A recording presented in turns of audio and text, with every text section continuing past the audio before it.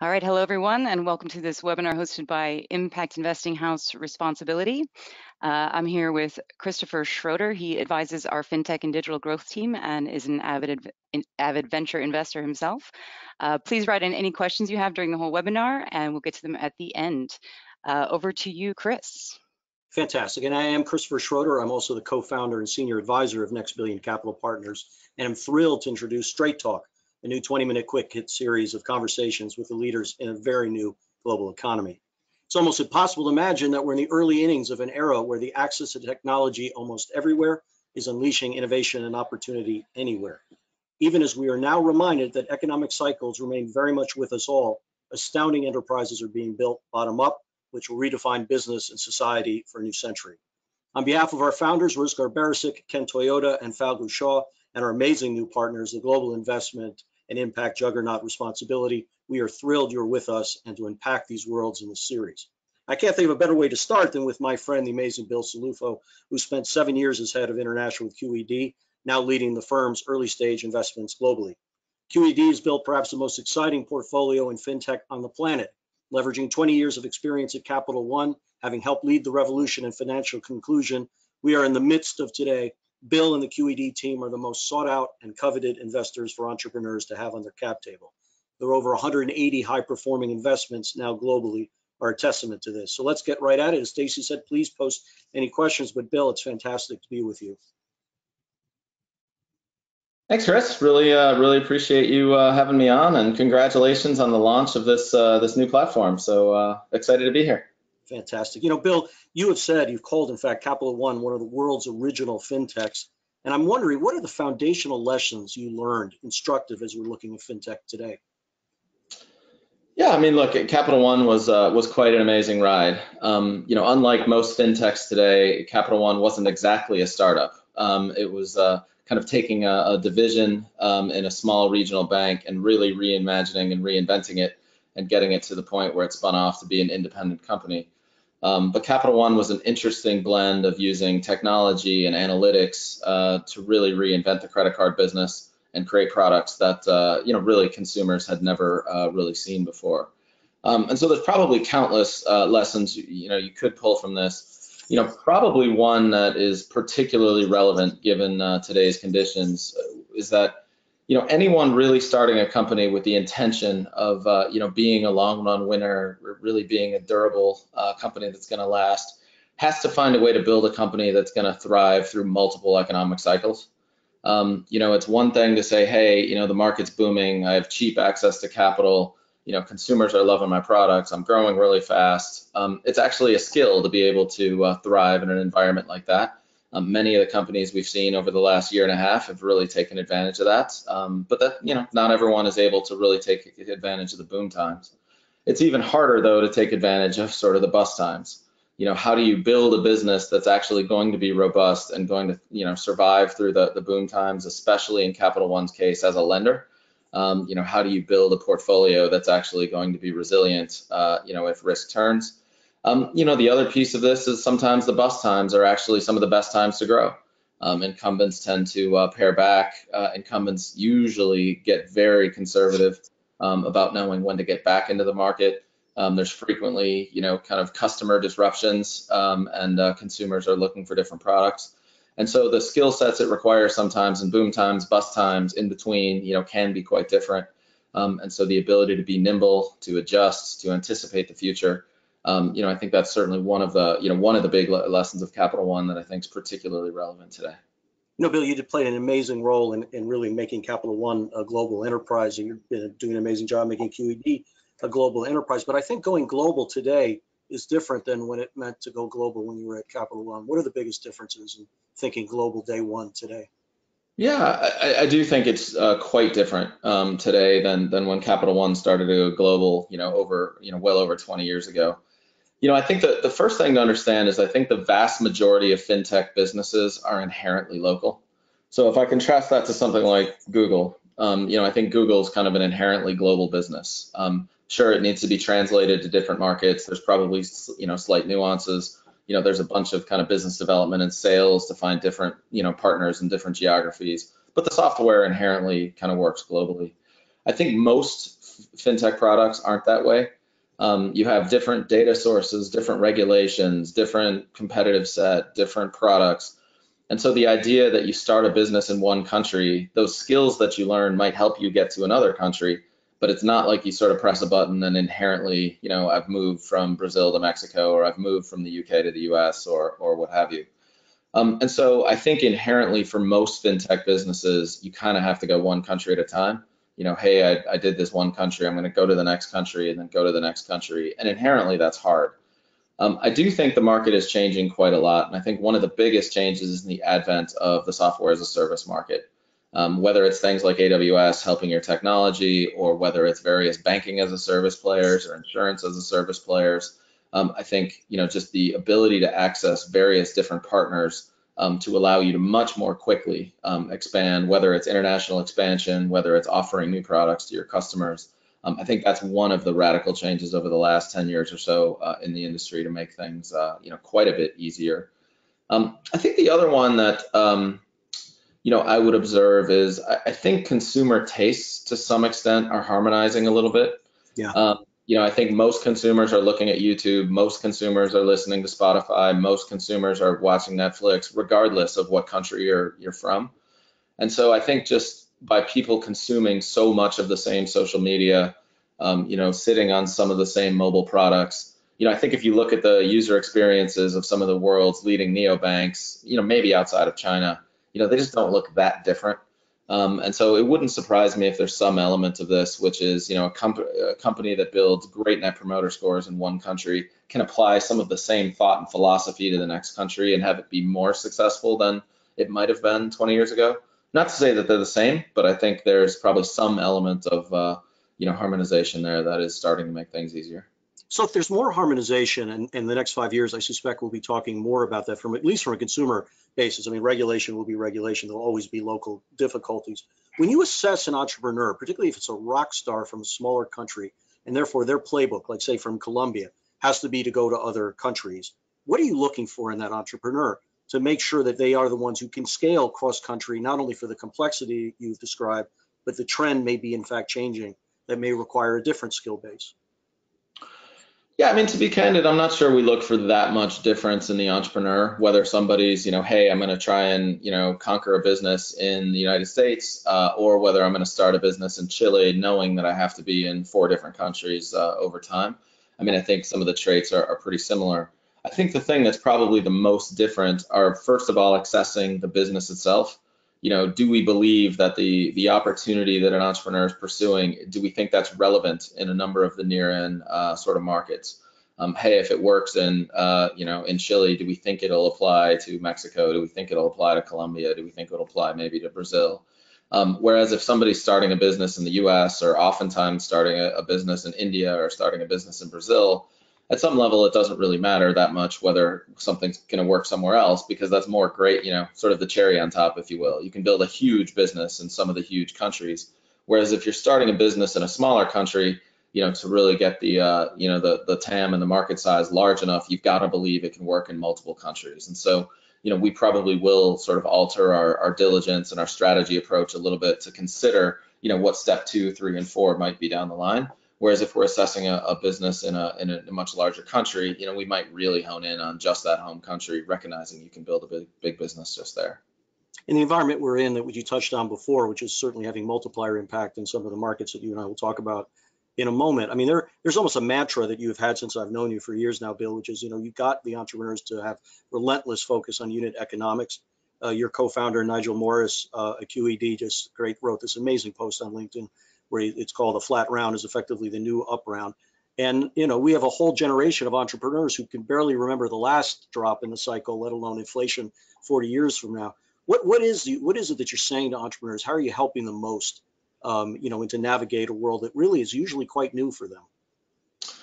Yeah, I mean, I think one of the things that Capital One really did best is really build the company around, optimizing unit economics of what we're doing, recognizing that if you make 1 million, successful small decisions at the micro level, the odds are they're all going to add up to create a really good business at the end of the day. So if you spend $1 to acquire a customer, you've got to believe that you're, going to make multiples of that dollar back over time with that customer. And we've just always kind of believed that that's the most successful way in most cases to build businesses. There's exceptions to every rule. But recognizing if you have a career of spending $5 to originate a customer and you're only going to get $2 back, that's just a really risky place to be. Not that some businesses have not been created that way, recognizing that there's ways you can monetize in the future and the world changes, and once you achieve scale, different things happen. But we tend to believe that if, again, you focus on making really smart decisions at the line of scrimmage, that's going to create success for you. I think in today's somewhat challenging environment, I don't know, based on Monday and Tuesday, fintech stocks were probably down 30% in just those 2 days. And watching my screen right now, they're seemingly back up another 15% today.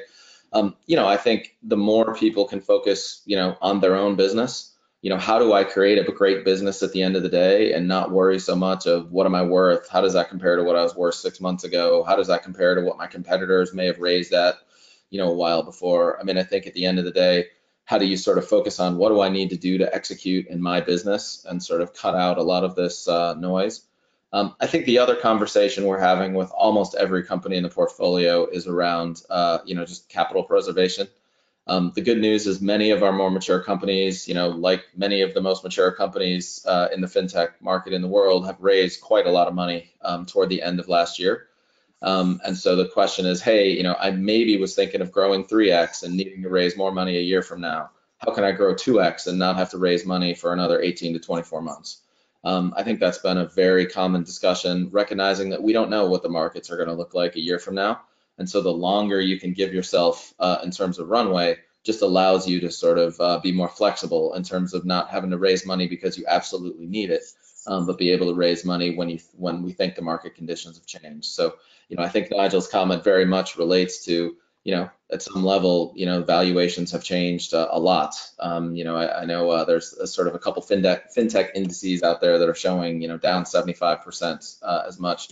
And so getting really focused on what capital do you really need to grow the business the way you really need to grow the business, and not having to rely on the capital markets to inject capital the way they have the last year and a half or so.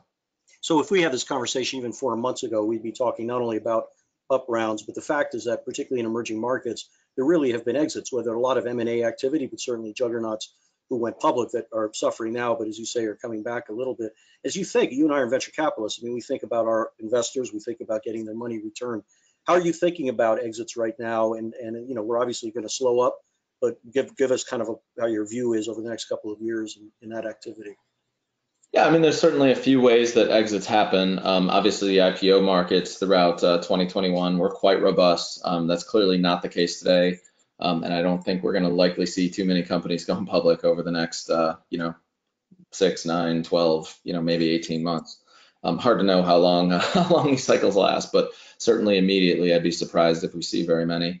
M&A is an interesting question. I think we had seen sort of a pretty significant rise in M&A activity throughout last year. At least in our portfolio, a large way that this happened was larger fintechs buying smaller fintechs, really seeing opportunities to extend product line, extend geography, consolidate, some of their market share. I think in a turbulent market like this, M&A is somewhat challenged. If I thought my company was worth X, 6 months ago, and now it's probably only worth 0.3 of X, it takes a little while for, people to kind of readjust sort of what their expectations are. It's easy to see a stock fall by 75% and say, hey, they're a great takeout target. That's probably not really true because all, the CEO, the investors, the board aren't really calibrated to that new valuation. And that new valuation may or may not be right. I mean, the market may have overcorrected. The market still may have room to go down. So I think there's probably a settling out period. That said, I think once the market settles a little bit, I actually predict we see a pretty nice run of M&A. In one sense, as fintech multiples have fallen dramatically, bank multiples have fallen a lot less. And so companies, it was really challenging financially for banks to really acquire fintechs throughout most of 21. We saw some of it. But it wouldn't surprise me if we see more of that once the market starts to settle and the relative valuation differences minimize. I think the other place we're going to see it is, a number of, really interesting companies are going to struggle to raise money.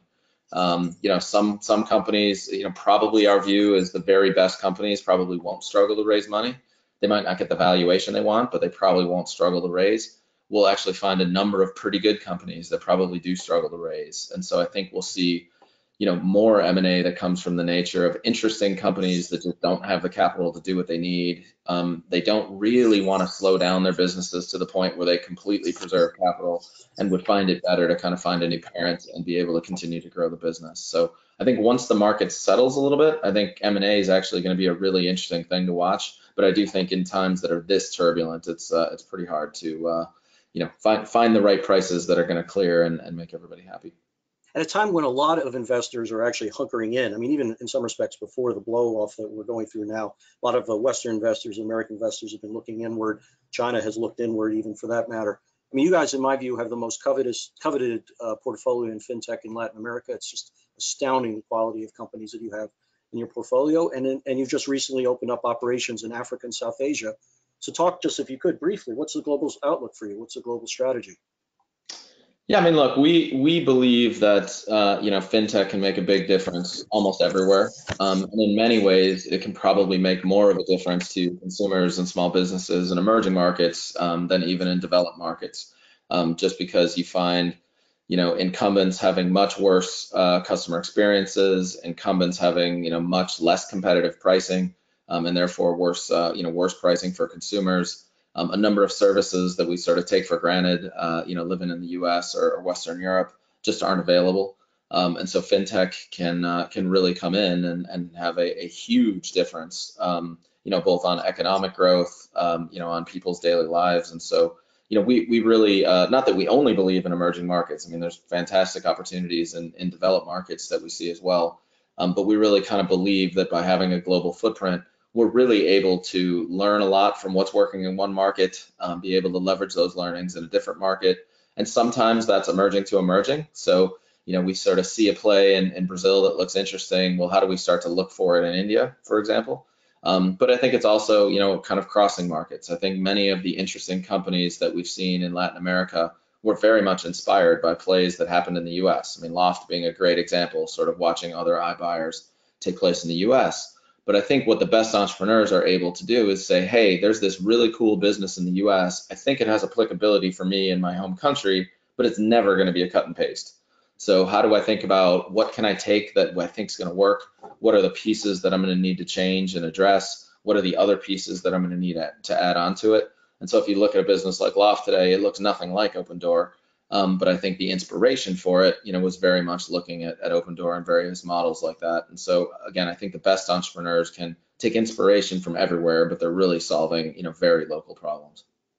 As you think about sectors today, I mean, at one level, it's just so early, and that there are things that are developing. This could be just a lot of more of the same the next 3 years. If I can find the Loft of a different country, I could go there. If I could take the established models of today and start blowing them out, that would clearly be a smart strategy. Having said that, anything coming that's beginning to excite you?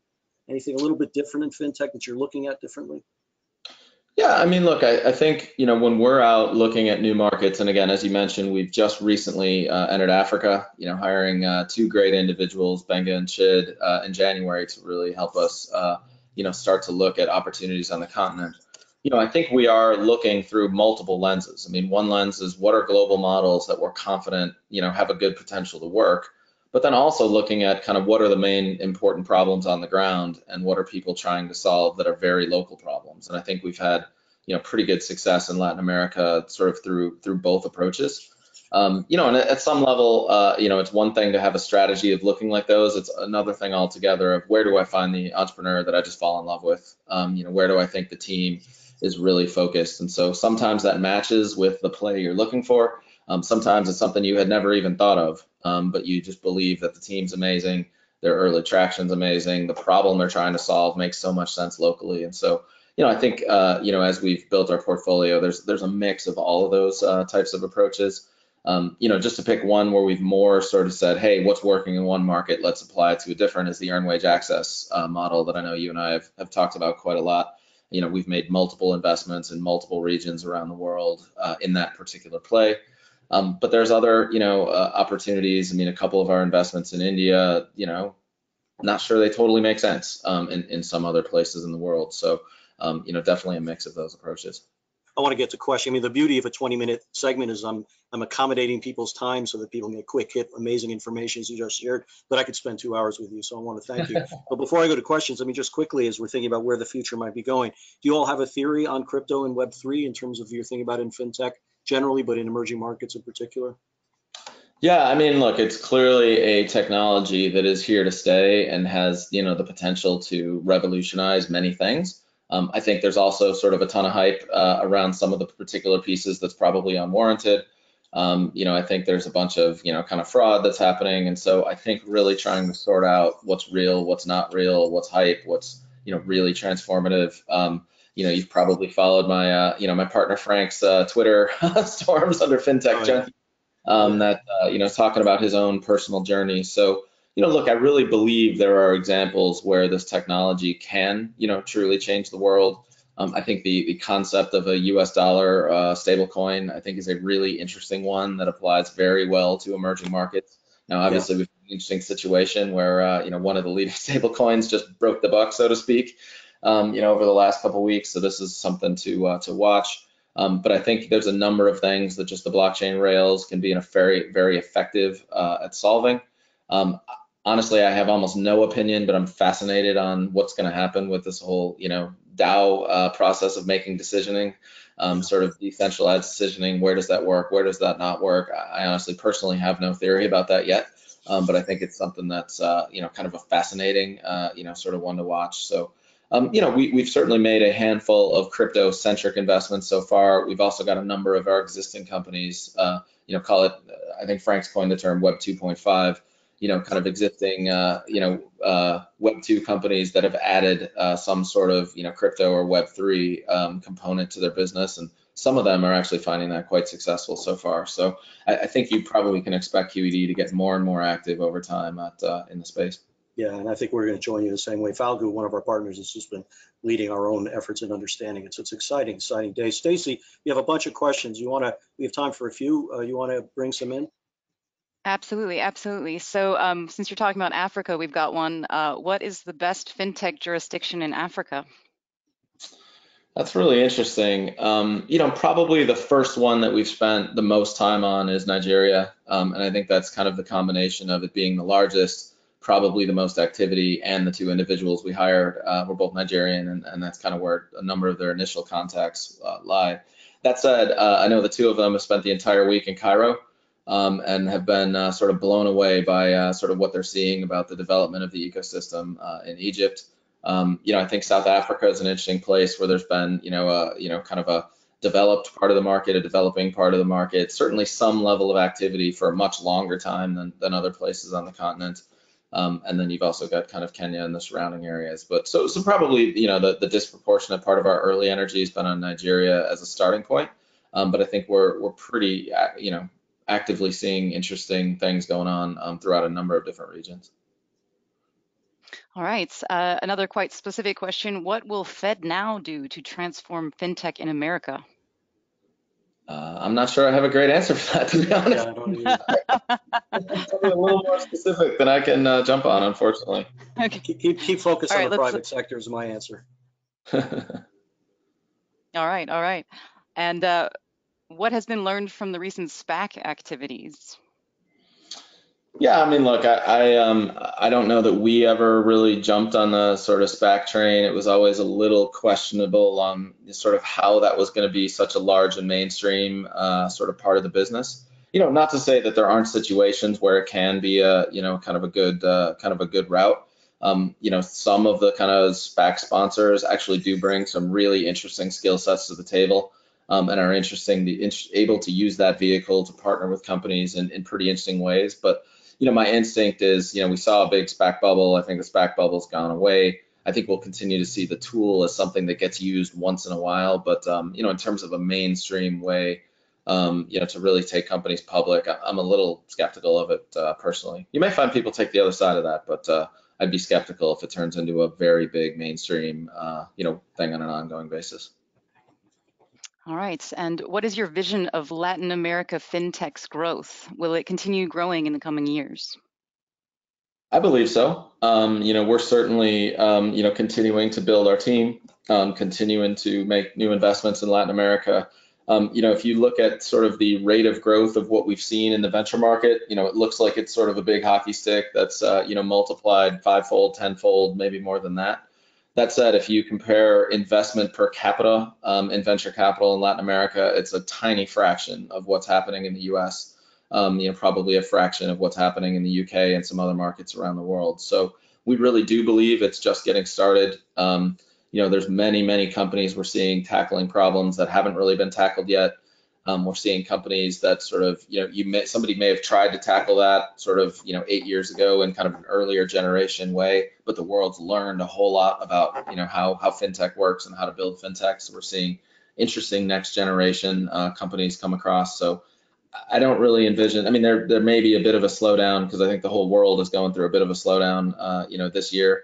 But I think we're still very early in the evolution of LatAm fintech, and over a 10 or 20 year horizon, I think it's kind of just getting started. Good. And in line with that slowdown, what are the key characteristics of a fintech that lasts through both boom and bust? Yeah, I think it depends a lot on what type of business. So there's some business specific things where I'd answer that question differently for a lender versus a payments company versus a software company. But I think some of the things that are common are first a very direct focus on unit economics. I think helps a lot because what that forces you is to understand, hey, if I spend $1, how well am I getting paid back, or how quickly am I getting paid back? How much money am I making? And really it forces you to understand what the different levers are. So if I'm counting on X, Y, and Z to happen to a customer base and the world changes, the world either gets worse or the world gets better, how would those particular variables change in a different economic environment? And so at least in my view, it causes you to really have an understanding of what the business drivers are in a very effective way. And then allows you, as you start to see the markets changing, make different decisions in different market environments to adapt quickly. And you said that all the countries are different, but are there learnings across countries that are relevant to all markets? Absolutely. And I think one reason why, the last 18 months was such a boom for fintech, some of it was COVID related and kind of the need to move to digital in a very, sort of rapid way. But I think one of the things that's helping is, fintech really only started as a thing in 2007, 2008. It's only probably 15 years old. And I think, the playbooks continue to get written, right? So if you were an entrepreneur in 2008 trying to figure this out, you had to make it all up, from scratch as you went. I think the good news about entrepreneurs starting today is they can learn from 15 years and thousands of companies that have tried to do this, what's worked, what hasn't worked. And I think that's, one of the things that's really accelerating the growth internationally, right? I would probably say when we started investing in Brazil in 2014, we probably would have said Brazil was somewhere 5 to 10 years behind Silicon Valley in terms of the things that it was sort of doing. I guarantee that gap has closed. I would have said Mexico was 5 years behind Brazil.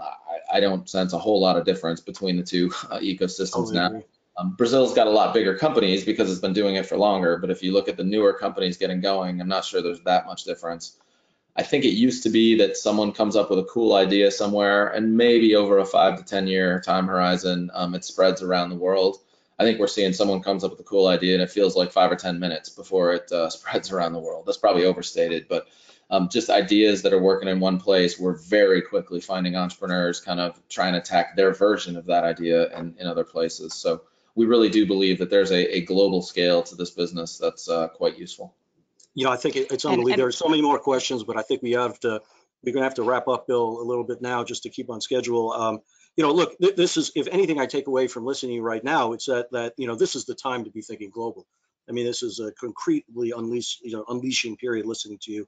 And I think what you've effectively told us is we got to look for companies that, really are focusing on their unit economics and really understanding a steady focus on what they need to do and not get caught up in the noise that can distract them. What do they need to do for their product and in their country and in their region and their global expansion on their terms to build out overall? You've made very clear this is a good time to look for companies that are having longer running room in terms of the money that they're raising overall, which I think is incredibly and powerful. And that also there are going to be opportunities to acquire good companies.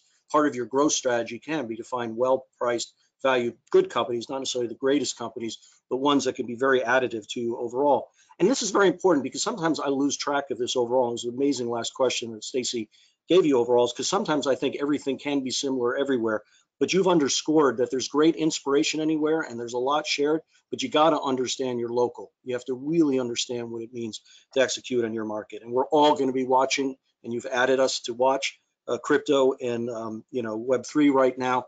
And it is an exciting time, and it's exciting to be partnered with you, and it's exciting to listen to you every time, Bill. So cannot thank you possibly enough for giving us this time. Thanks so much for having me. I'm honored to be your first guest on this new platform. So congratulations on getting it up and running. Honored. Thank you all. Thank you. Tune in for Chris's next webinar. See you around on LinkedIn.